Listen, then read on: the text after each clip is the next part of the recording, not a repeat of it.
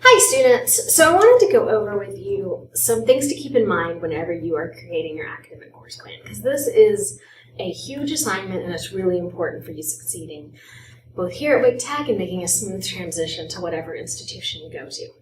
So let's talk about the things you need to gather before you can even start working on your academic course plan. First, you're going to need to gather the curriculum standard for your degree.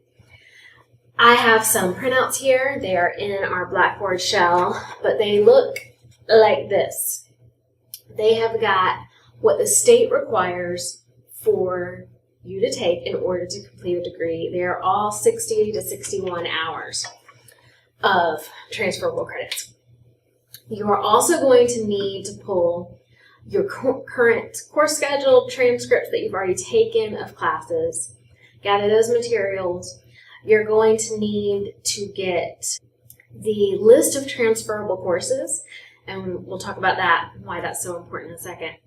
And then the last thing that you're going to want to gather is the pathway or baccalaureate degree plan or curriculum standard for whatever bachelor's degree you want to go into.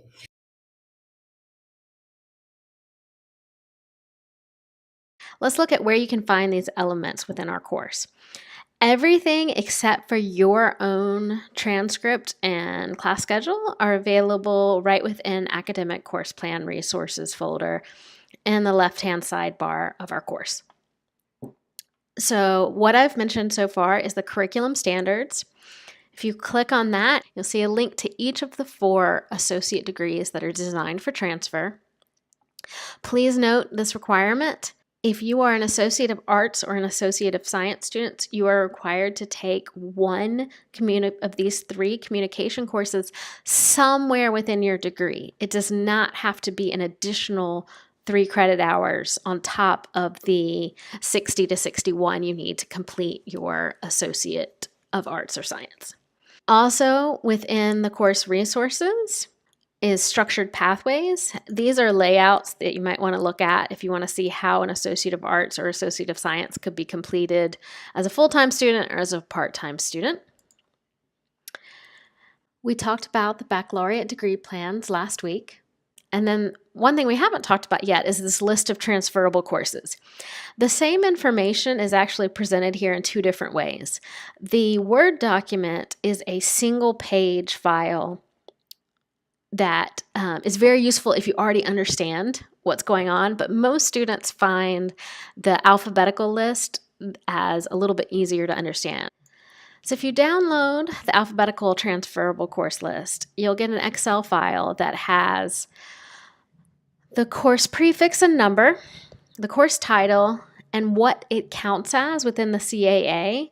We talked about during the articulation agreements whether a course was UGETC, Gen Ed, or pre-major elective, and this shows it all here. It will also include any notes. So for instance, you can't get credit for both Bio 110 and 111 because they're simply too similar. And so you're not going to get 4 credits for one and 4 credits for another. They'll only count 1 towards your degree.